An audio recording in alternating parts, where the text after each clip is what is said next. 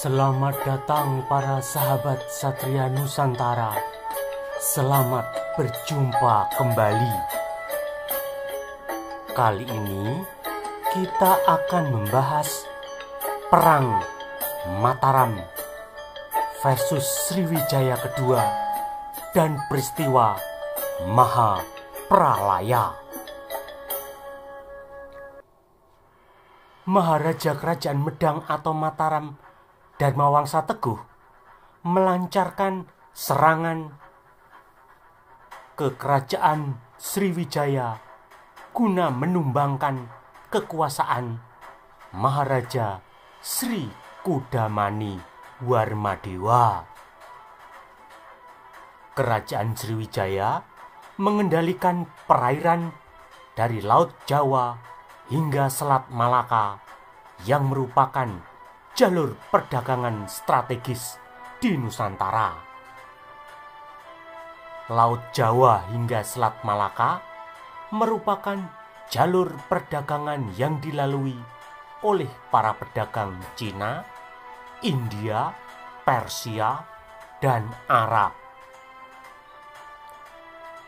Pada tahun 988 Masehi, armada Kerajaan Medang atau Mataram menyerang kota Palembang, namun serangan pertama ini dapat dipukul mundur oleh pasukan Sriwijaya. Karena posisi Sriwijaya makin terancam dan makin sulit dipertahankan jika terjadi serangan kembali, maka pusat kekuasaan Sriwijaya mulai dipindahkan dari Palembang ke Kedah atau Kandaram di Semenanjung Malaya sekarang. Sriwijaya juga membangun kota-kota pelabuhan perdagangan di sepanjang pantai timur Sumatera dan juga di Semenanjung Malaya seperti Caya, Gelanggi, Kampar, dan Panai. Penyerangan yang dilakukan Kerajaan Medang atau Mataram yang dipimpin Dharmawangsa Teguh memanfaatkan situasi Kerajaan Sriwijaya yang saat itu sedang berperang melawan Kesultanan Perlak. Kesultanan Perlak adalah sebuah kerajaan Islam aliran Syiah yang berpusat di Perlak, Aceh Timur, Aceh. Kerajaan Sriwijaya yang dipimpin Sri Kudamani Warmadewa menyerang Kesultanan Perlak pesisir yang dipimpin oleh Sultan Alauddin Syed Maulana Shah yang berkuasa antara tahun 986 hingga 988 Masehi. Akibat serangan ini, Sultan Alauddin Syed Maulana Shah tewas. Kesultanan Perlak yang semula terpecah menjadi dua dipersatukan kembali di bawah pimpinan Sultan Makdum Alauddin Malik Ibrahim Shah Johan. Sultan Perlak ini berkuasa di wilayah pedalaman dan melanjutkan perlawanan terhadap Sriwijaya hingga tahun 1016. Sultan Makdum Alauddin Malik Ibrahim Shah Johan berkuasa di Perlak antara tahun 986 hingga 1023 Masehi. Kegagalan serangan pertama pada tahun 988 Masehi ditebus pada serangan tahun 990 Masehi, di mana Kerajaan Medang atau Mataram kembali menyerbu Palembang yang merupakan ibu kota Sriwijaya dan berhasil mendudukinya. Namun pada tahun 992 Masehi, pasukan Sriwijaya mampu merebut kembali kota Palembang yang diduduki Kerajaan Medang. serangan kerajaan Medang atau Mataram bertujuan untuk menguasai jalur perdagangan maritim yang dikuasai Sriwijaya mulai dari Selat Malaka hingga Laut Jawa. Serangan ini juga bertujuan melumpuhkan kekuatan maritim Sriwijaya. Atas keberhasilan ini, Raja Darawangsa Teguh pada tahun 992 Masehi mengirimkan duta atau utusan ke Tiongkok dan menjelaskan bahwa negara mereka, yakni Jawa atau Shepo, telah terlibat dalam perang secara terus-menerus melawan Sanfosi atau Sriwijaya. Utusan itu juga menjelaskan kalau Jawa berhasil merebut Palembang.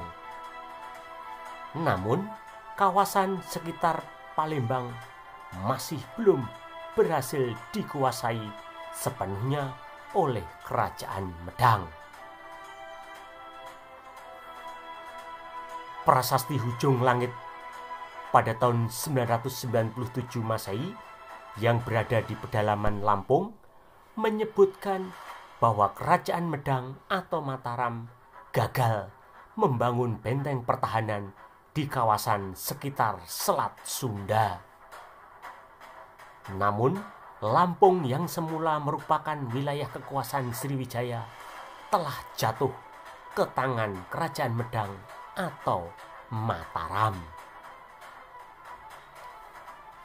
Berita invasi Medang atau Mataram ke Sriwijaya juga ditulis dalam sumber-sumber Tiongkok pada masa dinasti Song. Pada tahun 988 Masehi, seorang utusan Sriwijaya dikirim ke ibu kota Tiongkok di Guangzhou. Setelah tinggal sekitar 2 tahun di Tiongkok, tersiar kabar bahwa negara mereka telah diserang oleh Shepo atau Jawa atau Kerajaan Medang sehingga ia tidak dapat kembali ke negaranya.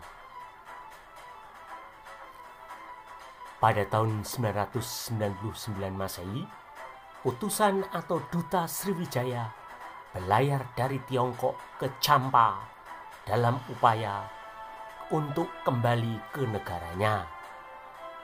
Namun, ia tidak menerima kabar tentang kondisi negaranya. Utusan Sriwijaya tersebut kemudian berlayar kembali ke Tiongkok dan mohon kepada Kaisar Tiongkok untuk melindungi Sriwijaya dari ancaman Kerajaan Medang atau Mataram. Invasi Dharmawangsa Teguh ke Sriwijaya ini menyebabkan Sri Kudamani Warmadewa meloloskan diri ke Kedah di Semenanjung Malaya, sebuah kota bandar perdagangan Kerajaan Sriwijaya yang saat ini termasuk negara Malaysia, karena tempat tersebut dirasa lebih aman. Sulit bagi Medang atau Mataram untuk menguasai seluruh wilayah Sriwijaya karena kekuasaan dan mandalanya yang begitu luas dan tersebar di berbagai bandar pelabuhan dari kawasan Selat Malaka hingga Laut Champa atau Laut Cina Selatan. Pada tahun 1003 Masehi, catatan sejarah dinasti Song melaporkan bahwa utusan Sanfosi atau Sriwijaya dikirim oleh Raja Sili Sulo Wuni Fomatiawa atau Sri Kudamani Warmadewa.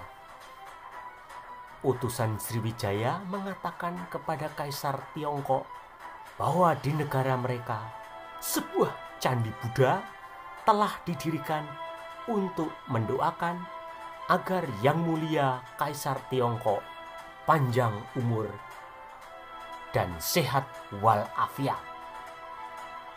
Karena itu, Sri Kudamani Warmadewa meminta izin kepada Kaisar Tiongkok untuk memberikan nama dan sebuah lonceng untuk candi yang dibangun dalam rangka menghormati Kaisar. Dengan gembira, Kaisar Tiongkok menamai candi tersebut Chengtian Wanshou atau 10.000 tahun menerima berkah dari langit. Dan sebuah lonceng segera diberikan dan dikirimkan ke Sriwijaya guna dipasang di Candi Bungsu Komplek Candi Muara Takus di Kampar, Riau, Sumatera. Keberadaan Sri Kudamani Warmadewa juga tercatat dalam Prasasti Leiden. Prasasti Leiden merupakan manuskrip yang ditulis pada lempengan tembaga berangka tahun 1005 Masehi yang terdiri dari bahasa Sanskerta dan bahasa Tamil. Raja Sriwijaya Sri Kudamani Warmadewa mengirim utusan atau duta kepada Kaisar Tiongkok sebanyak 3 kali, yakni pada tahun 988, tahun 992, dan tahun 1003 Masehi. Setelah mendapatkan restu dari Kaisar Tiongkok, armada Sriwijaya bersama sekutunya, yakni Kerajaan Champa di Indochina, yang juga diperintah oleh dinasti Warman atau Warmadewa, melakukan persiapan untuk melakukan serangan balik. Namun, Sri Kudamani Warmadewa pada tahun 1004 Masehi gugur dalam sebuah pertempuran ketika terjadi serangan mendadak yang dilancarkan oleh pasukan Medang atau Mataram. Sri Kudamani Warmadewa kemudian digantikan oleh putranya, yakni Sri Mara Wijayo Tunggawarman, yang memerintah antara tahun 1004 hingga 1017 Masehi. Sri Marawijaya Tunggawarman lalu berniat membalas dendam atas tewasnya ayahandanya dalam serangan mendadak pasukan Medang atau Mataram. Pada tahun 1005 Masehi, Sriwijaya mulai melakukan serangan balasan kepada Kerajaan Medang. Pada tahun 1006 Masehi, persekutuan Sriwijaya dengan Kerajaan Champa mampu menghalau invasi Medang. Kerajaan Medang gagal untuk menguasai pusat kekuasaan Sriwijaya yang dipindahkan ke Kedah atau Kandaram di Semenanjung Malaya. Sebaliknya, Sri Marawijaya Tunggawarman dengan sabar mempersiapkan sebuah rencana licik untuk menghancurkan dan menghabisi Raja Dharmawangsa Teguh dan seluruh keluarga besar dinasti Isyana untuk selama-lamanya.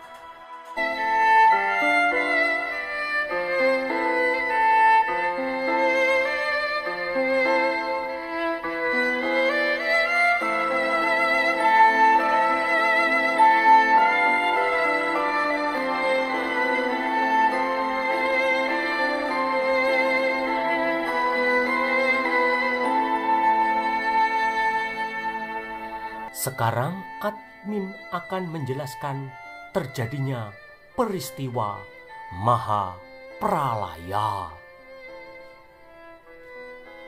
Raja Sriwijaya Sri Marawijaya Tunggawarman menanti secara sabar selama hampir 10 tahun. Momentum yang dicari akhirnya tiba. Ia dengan licik dan culas mempersiapkan sebuah serangan mendadak. Serangan ini bertepatan pada saat Maharaja Dharmawangsa Teguh mengadakan pesta pernikahan antara putrinya dengan Pangeran Erlangga dari dinasti Warmadewa dari Bali. Erlangga adalah putra Raja Udayana dan Mahendradatta atau Gunapriya Dharmapatni. Sementara Permaisuri Dharmawangsa Teguh adalah adik kandung Mahendradatta atau Gunapriya Dharmapatni.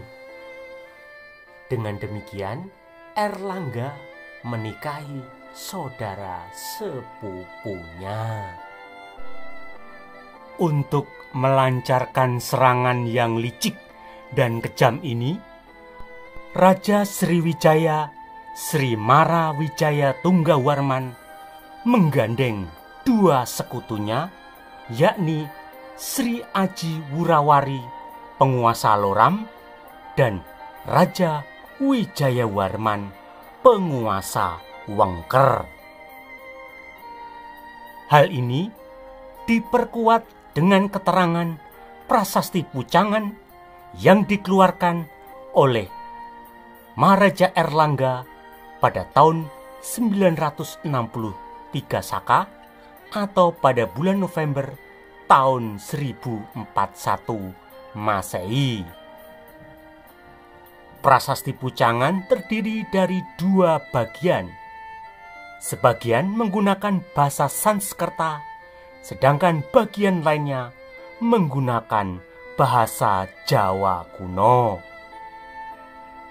Pada bagian yang berbahasa Jawa kuno menyebutkan tentang kerjasama antara Kerajaan Wengker, Kerajaan Sriwijaya, dan Kerajaan Loram dalam mengakhiri kekuasaan Dharmawangsa Teguh.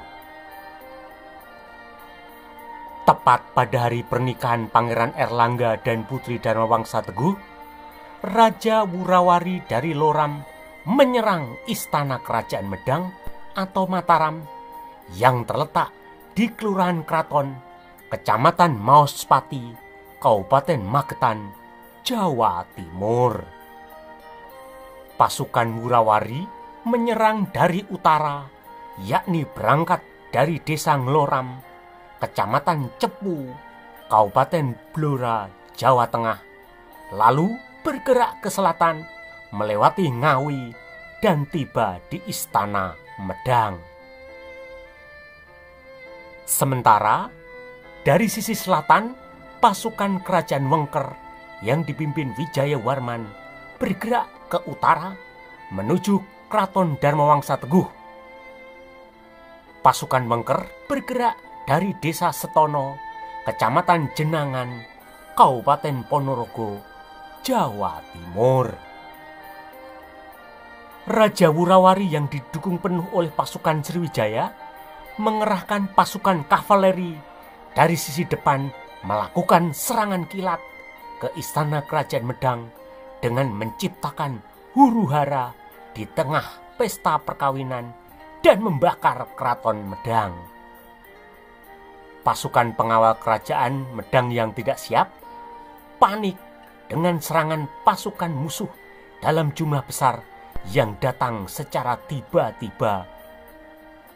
Banyak prajurit Medang tewas karena tidak siap menghadapi serangan yang begitu cepat. Sementara dari arah belakang, pasukan Wengker sudah mengepung dan mengantisipasi segala kemungkinan jika para bangsawan Medang atau Mataram berusaha meloloskan diri. Keraton yang sudah dikepung musuh tersebut kemudian dibumi hanguskan. Serangan mendadak dan tidak terduga ini menewaskan Maharaja Dharmawangsa beserta permaisuri dan sebagian besar bangsawan atau pembesar kerajaan Medang. Raja Udayana beserta istrinya Mahendradatta atau Gunapriya Dharmapatni ikut gugur dalam peristiwa Mahapralaya. Demikian juga penguasa Bali Sri Ajna Dewi juga gugur. Namun Pangeran Erlangga dan istrinya serta Patih Narotama dari Bali dengan susah payah berhasil selamat dan meloloskan diri dalam peristiwa sejarah paling kelabu di kerajaan Medang. Peristiwa yang terjadi pada tahun 1016 Masehi ini menandai berakhirnya perang kedua antara kerajaan Sriwijaya melawan kerajaan Medang atau Mataram. Perang pertama antara kerajaan Medang melawan Sriwijaya terjadi di Anjuk Ladang, Nganjuk, Jawa Timur pada masa pemerintahan Pusindo. Sriwijaya kemudian merebut kembali wilayah pesisir Sumatera Selatan dan Lampung dari tangan Medang. Raja Wurawari lalu menduduki wilayah pesisir utara Jawa Timur dan kerajaan Medang atau Mataram runtuh. Para penguasa bawahan atau vasal kemudian memerdekakan diri dengan membentuk kerajaan-kerajaan kecil. Demikianlah sejarah Perang Mataram melawan Sriwijaya yang kedua dan peristiwa Mahapralaya yang mengakhiri kekuasaan Maharaja Dharmawangsa Teguh.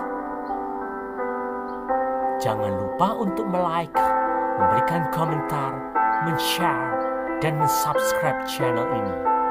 Anda juga dapat memberikan masukan, saran, dan usulan untuk pembahasan video-video selanjutnya. Sampai jumpa dengan video-video berikutnya. Salam.